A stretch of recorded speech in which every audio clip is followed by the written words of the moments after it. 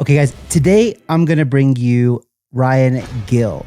He's a friend of mine. I've known him since 2018, and he is building the Open Metaverse. Now, I've already invested in Open Meta a while ago, and we'll talk about that in the video. But guys, let me give you a preface to the interview. So if you think that Mark Zuckerberg maybe is on the right path to the metaverse, or that Ready Player one day might become a reality, I think that all of us believe that that is to some degree going to become a reality. And so we need to make bets on that happening. Last bull run, metaverse projects ran to multi-billions of dollars in market cap, but none of them came to fruition.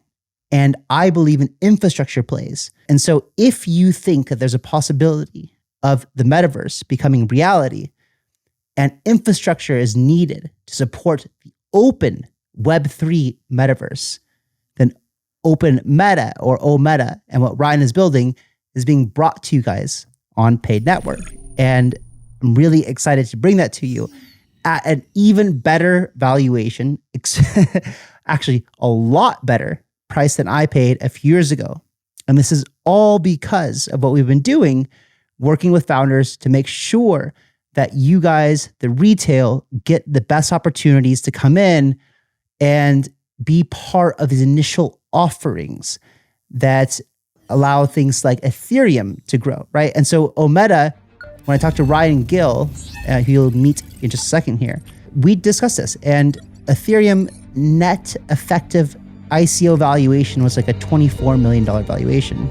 So the opportunity to you today is now at about the same price, $24 million. Now, Ethereum was the infrastructure for smart contracts to be built on. And I'm making a bet that OMETA is infrastructure for the open metaverse of Web3 to be built on. And you're going to get to hear today from Ryan himself why I believe that to be true. So if you guys are excited for the interview, do us a favor, destroy the like button, and let's get into it. This duality of physical and virtual worlds, and they're merging. The intersection of games with reality, making games that live on top of a real world, so we have an alternate, better, more engaging way of experiencing reality. It's emerging right now.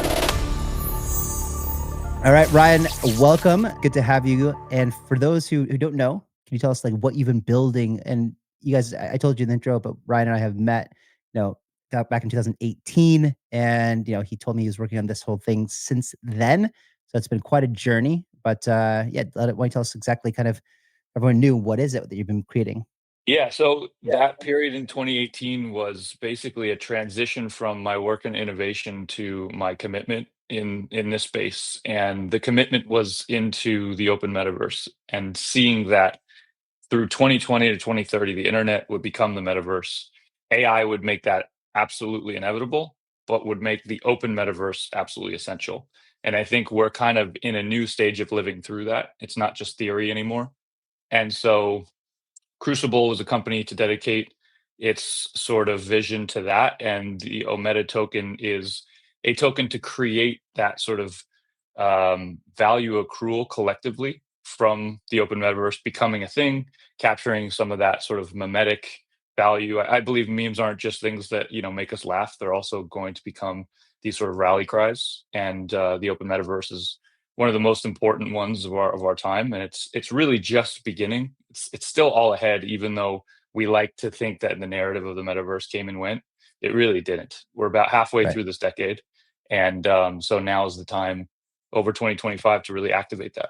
Yeah. Well, a couple of things like, crypto, like Bitcoin itself had many deaths, right? If you go to, I think there's a website, Bitcoin Obituaries, where it's like people pronounce it dead, hundreds of times. And then of course the same thing happens with altcoins. And now we know, those of us been in it for a long time know inevitably like it's going to become a real thing. Adoption just takes time to build infrastructure.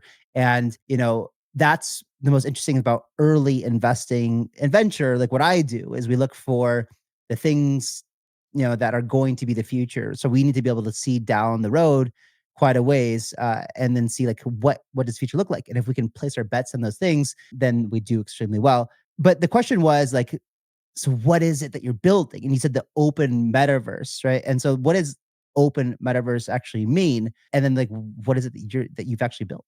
Yeah. So just to be clear, as a founder and with a company, we do not believe we are building the open metaverse. It's sort of a unified thing that everybody is building together. And so while that happens, it happens sort of within this internet cinematic universe that already exists. So the interoperability between all these things is really where we focus. We've gone into, Unreal Engine and Unity. We've designed simple tools for those game developers. We have the first 50,000 downloads from the plugin in those engines, but there are millions of game developers in those engines. And, unfortunately, like the game developers, they've been slower than I would have expected. And I think a lot of people thought that this would be happening already, but it's still ahead. And I think with game developers, you have a group that kind of like properly builds, and there's a real skill set to that. So they haven't been quick to rush into it. They aren't a part of the DGen culture, but they are coming as these technologies mature more. And I think AI was the missing piece for that. Yeah.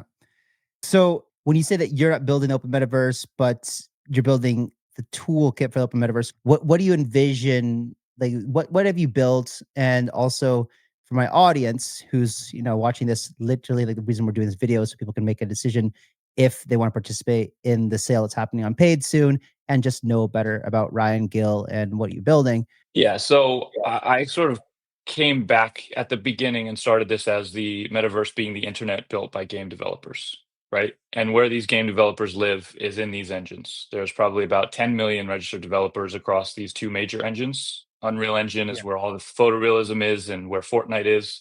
Unity is Yep. the other one. So we've built Emergence as a plugin to really simplify wallet integration, interoperability tooling, from the Web3 native as a foundation, not just a feature. These 50,000 downloads are sort of, I think, the seeds planted for those in that community that will really try a lot of new things Mm. with AI over this next year. And then we've also sort of built an MVP style of a marketplace and a launch pad and what that looks like once these worlds are being built newly from the chain, what that sort of can look like when bridges are between them. And we have a new worlds initiative that we're setting out over 2025 for the first 100 worlds. I think even the first 20 is really like game changing. But what do those first 100 worlds in 2025 look like that are sort of built with the interoperability as a foundational piece of it?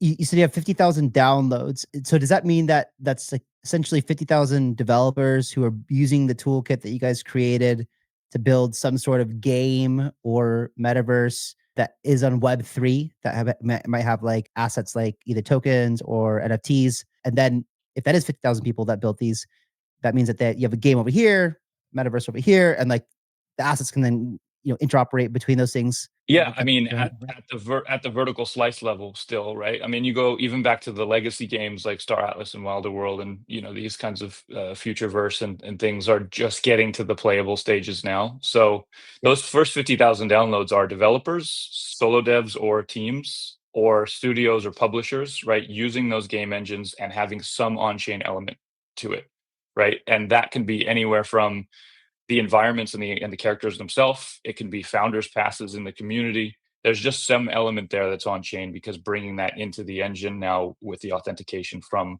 like the wallet layer as an overlay in the engine in the actual Mhm. workflow of the game development, that's what we simplify. Yeah, you mentioned Wilder World and Star Atlas, two projects I'm quite familiar with. Are they working with Emergence or Open Meta or anything like that? Or We can you have tell us some of about? their Yeah, we have some of their I mean, they're friends of mine, some of those founding teams, we've been around these cycles together for a while. They've been really like just like everyone heads down building through the bear and I think are now starting to emerge with some playable demos and some things on the Epic Game Store. So I think we're passing into the threshold of where these projects ship and their actual games that could be played and I think that will bring a whole new wave of things, but it will also get the attention of the game developers and it will get sort of maybe 10 to 20% of them will try new things again. Just like in every bull market we see, sometimes it's out of FOMO, but people really rush and try things and they experiment and they're open to this technology in ways that they weren't Again, maybe because they see people getting rich or they just don't want to miss out. But I think behaviorally, we've seen it every cycle. So I really expect a lot more game developers to really show up and try things. And I think that's what we need. Okay, so I think that the image that most people have in their minds of what is the metaverse, I mean, inevitably it has to be Ready Player One, right? That's what everyone kind of imagines, like, at least for me, like what the world looks like in the future when we're all living in this thing, right? So, how is what you've built either like or unlike Ready Player One? Can you explain that? Yeah, so I'm personally really interested in storytelling and how this expands the canvas for storytelling. So in our ecosystem of partnerships, we actually have access to the Ready Player One IP. We have access to the Black Mirror IP. We are partnered with Neil Stevenson, right? So it's really a bet not just on game developers now, but on storytellers. And some of Who's that Neil early Stephenson? sci-fi, he invented the term of the metaverse in a book called Snow Crash. So he's Okay, around with William Gibson and Neil Stevenson are kind of the godfathers of this from the science fiction novel perspective.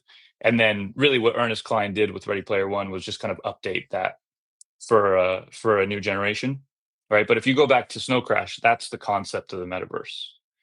And now his company Lamina One is one of our core partners. So we're sort of in this full circle where there's been this, cinematic universe, this sort of like storytelling that has been really forward looking, science fiction.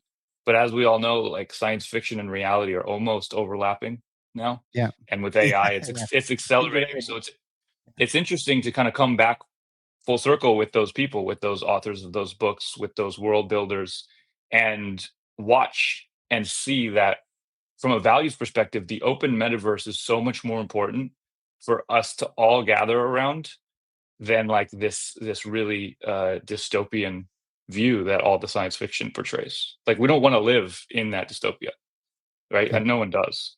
So that's why open, because it's something collectively we can all be a part of. It's a yep, rising tide, that economically we can all be a part of, and it's just fun. It's a playable internet cinematic universe.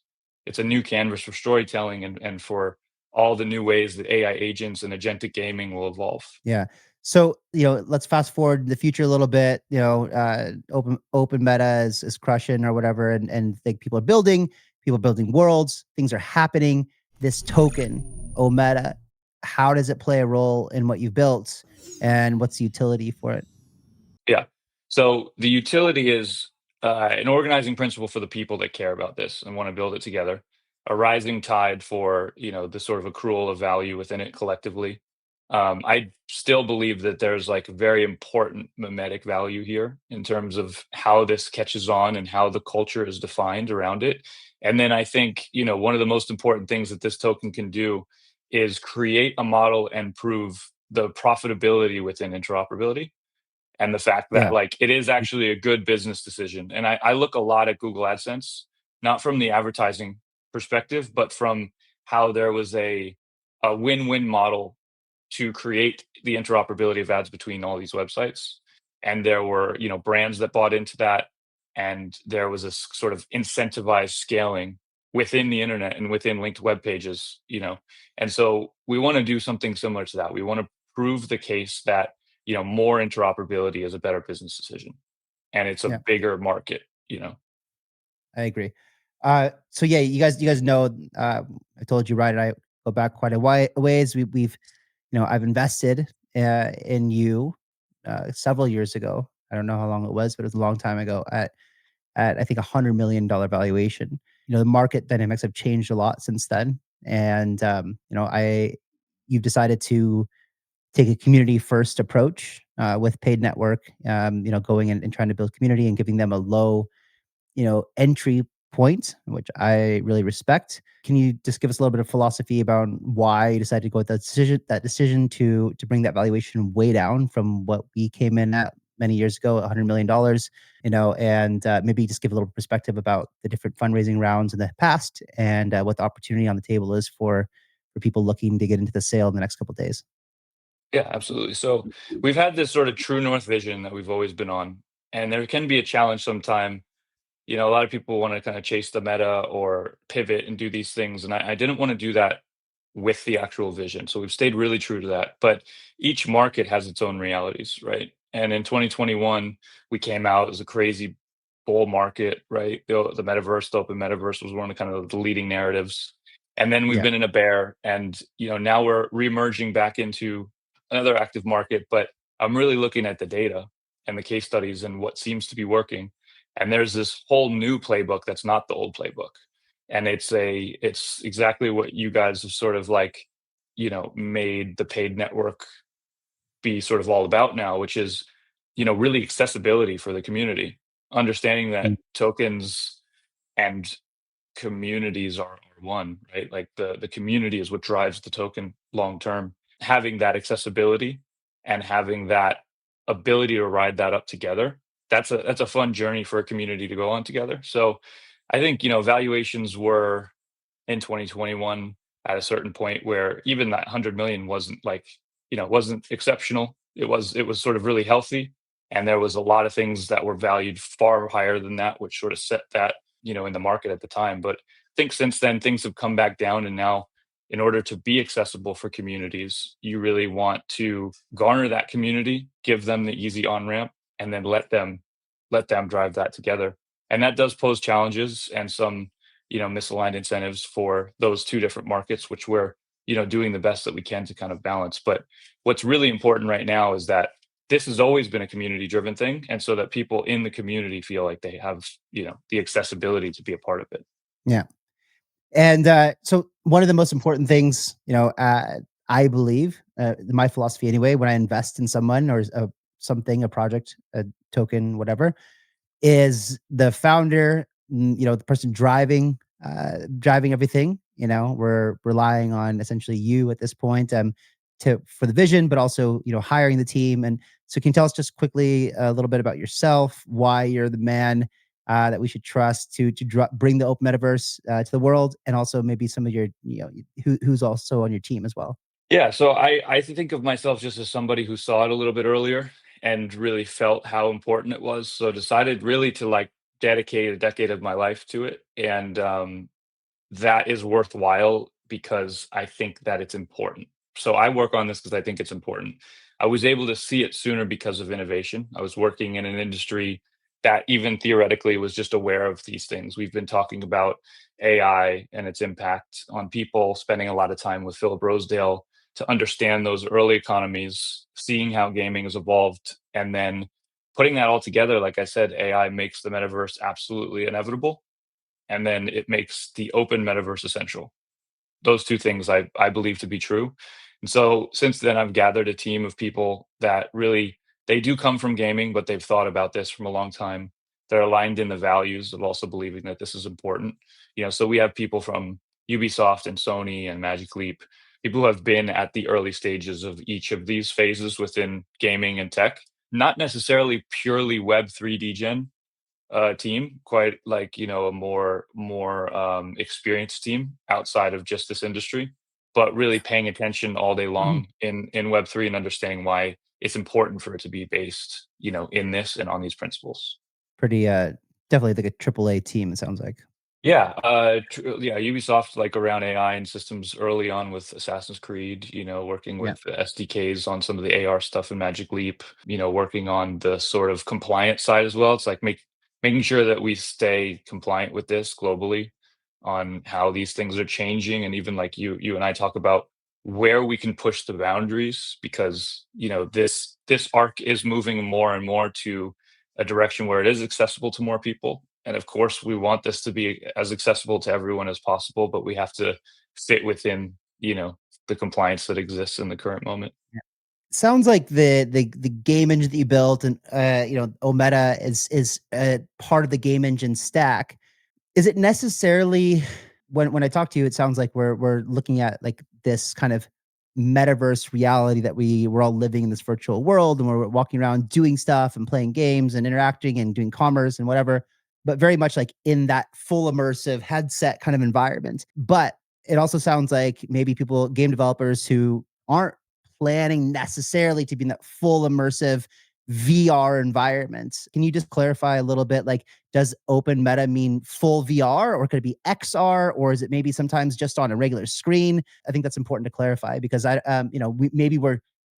we haven't really seen, and we kind of do see technology companies switching more to XR, augmented reality versus VR. And so, yes, I'm just curious, like, does it mean for OMETA to be successful, does it mean that we need to be fully immersed in VR in that whole world? Or maybe you can just enlighten us a little bit on that. Yeah, so I mean, if you want to skate to where the puck is going, certainly, I think things will go in that direction. These companies are not stopping the pace at which they do that. But for me, it's Yeah. always been kind of more agnostic to the interface.